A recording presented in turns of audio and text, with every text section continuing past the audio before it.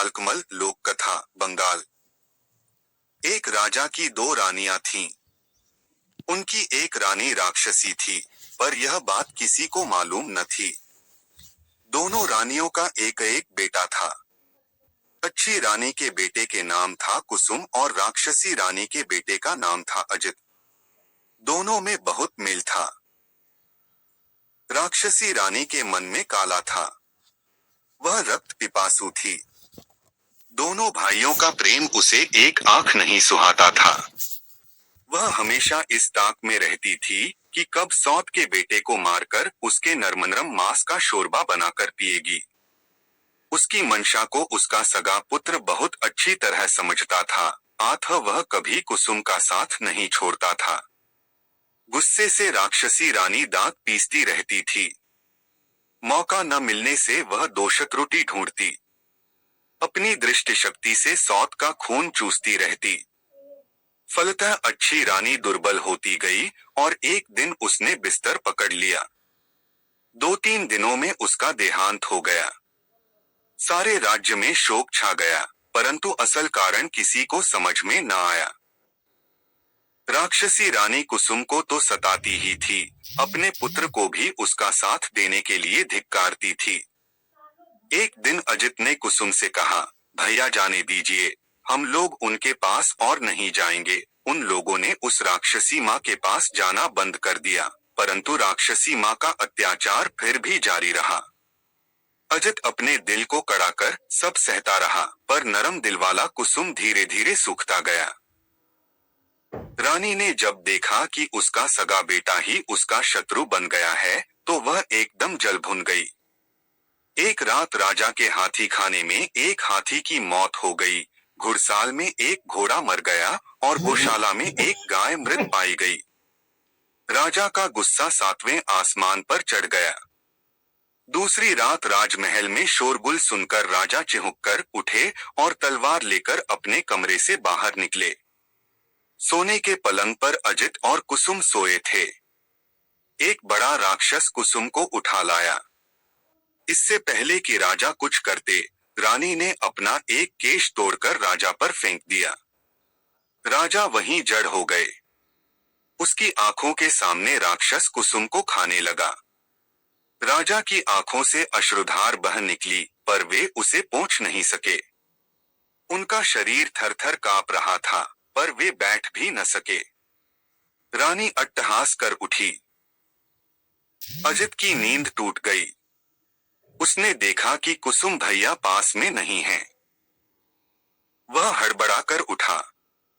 उसने देखा कि रानी के हाथ का बाला कंगन झमझम कर रहा है और कुसुम भैया को राक्षस खा रहा है। क्रोध से उसका शरीर जलने लगा। वह दौड़कर वहां पहुंचा और राक्षस के सिर पर एक जोर का चूंसा मारा। राक्षस हाय हाय कर चीत्कार कर उठा और सोने का एक टुकड़ा उगलकर भाग गया। रानी ने देखा कि यह तो अनर्थ हो रहा है। अपना ही पुत्र दुश्मन बन गया है। क्रोधाग्नि में जलती रानी अपने ही पुत्र को चबाने लगी। तभी उसके गले से लोहे का एक टुकड़ा गिर पड़ा। हतप्रभ होकर वह उछल पड़ी और सोने एवं लोहे के टुकड़े को लेकर छत पर चढ़ गई। छत पर राक्षसों की भीड़ थी। उनमें कुछ कह रहे थे, और खाऊंगा, और कुछ कह रहे थे, अपने देश जाऊंगा। रानी बोली, मैं यहाँ रहूंगी। तुम लोग अपने देश जाओ। झुंड बनाकर राक्षस अपने देश की ओर जब भागे, तो उनके धक्के से राजभवन का शिखर टूट गया, पेड़ पौधों की डालें टूट गईं, नदी के जल में उत्ताल लहरें उठी और राजा का हृदय कांप उठा। जली भुनी रानी अपने कमरे में आई। उसे कहीं से भी चैन नहीं आ रहा था। रात काटे नहीं कट रही थी। अंत में उसने अपनी जादुई आराम छड़ी एवं जिराम छड़ी को जला दिया और आसमान में उड़ती हुई एक नदी के किनारे उतरकर एक बांस वन में एक स्थान पर सोने के टुकड़े एवं लोहे के टुकड़े को गाड़ दिया। फिर निश्चिंत होकर वह घर लौट आई। दूसरे दिन राजा यह देखकर हैरान रह गया कि पूरे महल में जगह जगह हड्डियों के ढेर, रास्ते में भी सर्वत्र हड्डियां बिखरी हुई हैं। पूरे देश में राक्षसों ने आतंक फैला रखा है। रक्षा का कोई मार्ग नहीं। जब लोगों ने सुना कि राक्षसों ने राजपुत्रों को भी खा लिया है, तो सब झुंड का झुंड बनाकर राज्य छोड़कर भागने लगे। राजा जड़ हो गए। उनके राज्य में राक्षस छा गए। नदी किनारे बांस वन में एक किसान बांस काटने गया। एक बांस को चीरने पर उसे 2 अंडे दिखे। उसे समझ में नहीं आया कि वे सांप के अंडे थे या किसी और प्राणी के। उसने अंडों को फेंक दिया। अंडे टूट गए। लाल रंग के अंडे से एक लाल रंग का राजपुत्र और नीले रंग के अंडे से नीले रंग का राजपुत्र प्रकट हुआ। माथे पर मुकुट, हाथ में नंगी तलवार लिए दोनों राजपुत्र वायुवेग से वहां से चले गए। डर से किसान मूर्छित हो गया। जब उसे होश आया तो उसने देखा कि लाल अंडे का खोल सोने का एवं नीले अंडे का खोल लोहे का बनकर वहां पड़ा हुआ है। किसान ने लोहे वाले खोल से अपने लिए एक हंसिया और सोने वाले खोल से अपनी पुत्रवधू के लिए एक बाजूबंद बनवा दिया। दोनों राजपुत्र चलते चलते एक राज्य में पहुंचे। वहां बड़े बड़े राक्षसों से लोग डरे समे रहते थे। राजा रोज मंत्री नियुक्त करते, पर राक्षस उन्हें खा जाते एवं एक परिवार के लोगों को खा जाते। राजा ने घोषणा कर दी थी कि जो कोई भी जोड़ा राजपुत्र राक्षसों का संहार करेगा, उसके साथ परी की तरह जुड़वा राजकुमारियों का ब्याह करा दिया जाएगा एवं उनका राजत्व भी उन्हें मिलेगा। अनेक जोड़ा राजपुत्र आए, पर राक्षसों ने उन्हें खा लिया। लालकमल और नीलकमल राजा के समक्ष उपस्थित होकर बोले, हम लोग राक्षसों को मारने के लिए आए हैं। उन्हें देख राजा के मन में आशा निराशा के भाव उठे, पर अंत में बोले, ठीक है। नीलकमल और लालकमल नंगी तलवार लेकर एक कमरे में छुपकर बैठ गए। धीरे धीरे रात गहराने लगी। कोई भी राक्षस नहीं आया और एक पहर बीता, तब भी कोई नहीं आया। आधी रात बीतने पर भी कोई नहीं आया। दोनों राजपुत्रों को नींद आने लगी। नीलकमल ने लालकमल से कहा, भैया मैं सो जाता हूँ, बाद में मुझे जगाकर तुम सो जाना। राक्षस आकर अगर नाम पूछे तो मेरा नाम पहले बताना, अपना नाम पहले मत बताना। यह कहकर नीलकमल सो गया। थोड़ी देर बाद दरवाजे पर दस्तक हुई। लालकमल तलवार को मजबूती से पकड़कर सावधान हो गया। राक्षस आए। शायद रोशनी में उन्हें ठीक से दिखाई नहीं देता था, इसलिए एक ने कहा, रोशनी बंद करो। लालकमल बोला, नहीं। राक्षसों में जो सबसे बड़ा था, गुस्से से गोंगो करने लगा। बोला, घर में कौन जाग रहा है रे? सारे राक्षस किचकिच करते हुए बोले, कौन जाग रहा है, कौन जाग रहा है? लालकमल ने कहा, लालकमल से पहले नीलकमल जाग रहा है। और जाग रहा है तलवार, जाग रहा है घी का दिया। किसका आया है काल? नीलकमल का नाम सुनते ही राक्षसगण डर से 3 कदम पीछे हो गए। नीलकमल अपने पूर्वजन्म में राक्षसी रानी के गर्भ से पैदा हुआ था। उसके शरीर में राक्षस का ही खून दौड़ रहा होगा। राक्षस इस बात को जानते थे। सबने कहा, अच्छा, तुम नीलकमल हो भी या नहीं, प्रमाण दो। राक्षसों ने अनेक चतुराई से उससे प्रमाण मांगना आरंभ किया। राक्षसों के लीडर ने कहा, तुम लोग अपने नाखून दिखाओ। लालकमल ने नीलकमल के मुकुट को तलवार की नोक पर रखकर बाहर दिखाया। उसे हाथ से छूकर आपस में बोलने लगे, बाप रे, जिसके नाखून इतने भयंकर हैं, पता नहीं वह कैसा होगा। लीडर ने फिर कहा, देखो तुम लोगों का थूक कैसा है। लालकमल ने तलवार द्वारा दिए के गरम घी को उन पर छिड़क दिया। राक्षसों के रोए जलने लगे, वातावरण में दुर्गंध फैल गई। राक्षसगण गोंगो करते हुए भागे। थोड़ी देर बाद फिर आकर वे बोले, तुम लोग अपनी जीभ दिखाओ जरा। लालकमल ने अपनी और नीलकमल की तलवारों को दरवाजे की फांक से बाहर निकाल दिया। राक्षसों के लीडर ने दोनों तलवारों को अपने हाथों से कसकर पकड़ लिया और सभी राक्षसों से उसने कहा, अब मैं जीभ को खींचकर उखाड़ लूंगा। तुम लोग मुझे पकड़कर खूब जोर से खींचो। सबने जोर लगाकर खींचा। फिर क्या था, नंगी तलवार की धार से उसके दोनों हाथ कट गए और काले रक्त की धारा बहने लगी। चिल्लाते हुए सभी राक्षसों के सिरों को लांघकर लीडर राक्षस भाग गया। बहुत देर बाद लीडर राक्षस फिर कहीं से आया और पूछा, कौन जाग रहा है, कौन जाग रहा है। बहुत देर तक किसी राक्षस की आहट न पाकर लालकमल निश्चिंत हो गया था। उसे नींद आने लगी थी। उस अवस्था में उसके मुख से निकल गया, लालकमल जाग रहा है, और उसकी बातें मुंह में ही रह गई और दरवाजा तोड़कर सभी राक्षस लालकमल पर टूट पड़े। घी का दीपक उलट गया। लालकमल का मुकुट गिर गया। वह चीत्कार कर बोला, भाई। नीलकमल की नींद टूट गई। उसने देखा, राक्षस हैं। अंगड़ाई लेते हुए उसने कहा, आराम छड़ी विराम छड़ी, जाग रहा है रे कौन? देख जरा दरवाजे पर, मेरी नींद तोड़ रहा कौन? नीलकमल की आवाज सुनते ही सारे राक्षसों की सिट्टी पिट्टी गुम हो गई। वे अधमरे हो गए। नीलकमल ने घी के दिए को जलाया।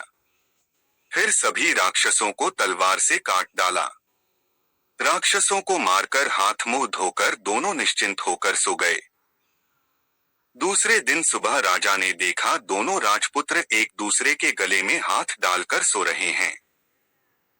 उन्हें ऐसा लगा मानो दो लाल अड़हुल के फूल हैं वे। चारों ओर राक्षसों की लाशें पड़ी हुई हैं। देखकर राजा गदगद हो गए।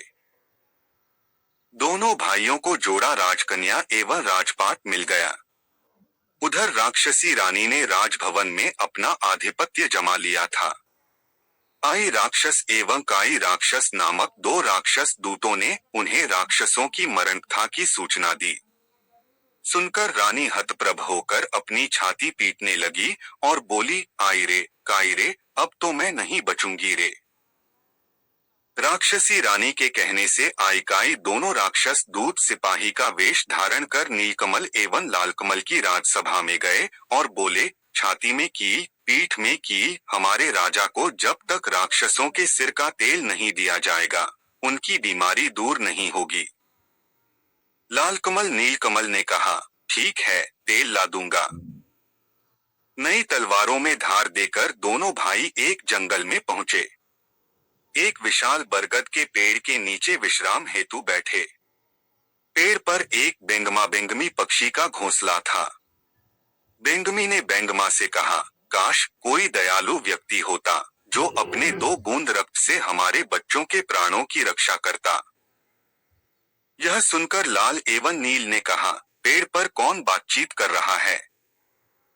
हम लोग अपना रक्त दे सकते हैं। यह सुनकर बेंगमी खुशी से आहा करने लगी। बेंगमा नीचे उतरा। दोनों भाइयों ने अपनी उंगली चीरकर उसे खून दिया। खून लेकर बेंगमा ऊपर चला गया। थोड़ी देर बाद सोंसो करते हुए बेंगमा के 2 बच्चे नीचे उतरकर बोले, हमारे प्राण बचाने वाले राजपुत्र, तुम लोग कौन हो? हम तुम्हारे लिए क्या कर सकते हैं, बोलो। नीललाल ने कहा, हमें किसी चीज की जरूरत नहीं, बस तुम लोग जीवित रहो। बेंगमा बेगमी के दोनों बच्चों ने कहा, ठीक है, पर तुम लोग जाओगे कहाँ? चलो हम तुम्हें पीठ पर बैठाकर वहां छोड़ आते हैं। दोनों राजपुत्र उनकी पीठ पर बैठ गए। देखते ही देखते तीव्र गति से वे हुकर उड़ने लगे। नदी नाले, जंगल, पहाड़, चंद्र सूर्य को पीछे छोड़ वे शून्य में उड़ने लगे। 7 दिन 7 रात तक लगातार उड़ने के बाद 8वें दिन वे एक पहाड़ पर उतरे। पहाड़ के नीचे मैदान, मैदान के उस तरफ राक्षसों का देश। नीलकमल ने कुछ उड़द के दाने चुनकर लालकमल के कोंच में रखते हुए कहा, लोहे की उड़द चबाने के लिए वे कहेंगे, तो इसे चबाना। उसके बाद वे आगे बढ़ने लगे। मैदान को पार करते ही राक्षसों के एक दल ने उन्हें घेर लिया और वे चिल्लाने लगे, हाउ माऊ काऊ, मानुस गंध पाऊ, पकड़ पकड़ कर खाओ। उन्हें देखते ही नीलकमल ने चिल्लाकर कहा, नानी माँ, नानी माँ, हम लोग आए हैं तुम्हारा नीलकमल, गोद में उठाकर हमें ले चलो। ठहरो, ठहरो, रुको, रुको कहकर सभी राक्षसों को रोककर लंबे लंबे हाथ पैर वाली, विशाल जटा वाली एक बूढ़ी राक्षसी ने आकर नीलकमल को गोद में उठा लिया और मेरा नीलू, मेरा नाती कहकर दुलार करने लगी। नानी के शरीर की दुर्गंध से नीलकमल को उल्टी आ रही थी। लालकमल को देखकर वह बोली, तुम्हारे साथ वह कौन है रे? नीलकमल बोला, वह मेरा भाई है नानी, भाई। बूढ़ी बोली, तब मानुस गंध क्यों पा रही हूँ? अगर मेरा नाती है तो लोहे की उड़द खाकर दिखाए। इसके साथ ही उसने अपनी नाक से 5 लोहे की उड़द निकालकर लाल नाती को खाने के लिए दी। लालकमल को पहले से ही पता था। उसने चुपचाप लोहे की उड़द को अपने कपड़े में छुपा लिया और सचमुच की उड़द निकालकर कटरतर करके चबाने लगा। बूढ़ी राक्षसी को विश्वास हो गया कि लालकमल उसका नाती ही है। खुशी से वह गदगद हो गई। दोनों नातियों को गोद में लेकर वह दुलार करने लगी। लेकिन लालकमल के शरीर से मानुस गंध पाकर उसकी जीभ में पानी आने लगा, लेकिन अपने नाती को वह कैसे खा सकती थी? दोनों को लेकर वह अपने घर चली आई। उस पूरे देश में सिर्फ राक्षस भरे हुए थे। चारों ओर राक्षस कुलबुला रहे थे। पृथ्वी से मनुष्य, जीव जंतु आदि को मारकर पूरे देश में बिखरा दिया गया था। लालनील राक्षसों के कंधे पर बैठकर घूमते और देखते कि हर ओर मरे हुए, सड़े हुए मनुष्य, जीव जंतु बिखरे पड़े हैं। दुर्गंध ऐसी कि भूत भी भाग जाए। लाल ने कहा, भाई लगता है सारी पृथ्वी उजाड़ हो गई है। नीलकमल चुप रहा, लेकिन उसने मन ही मन ठान लिया कि पृथ्वी को अब इन राक्षसों से बचाना होगा। जब रात गहरी हो गई, तब सब निशाचर राक्षस अपने बाल बच्चों के साथ साथ समुद्र पार सभी राज्य में उत्पात मचाने, मनुष्य जीव जंतुओं को मारकर लाने के लिए चले गए। तब नीलकमल लालकमल को साथ में लेकर राजमहल के दक्षिण की ओर स्थित एक कुएं के पास पहुंचा।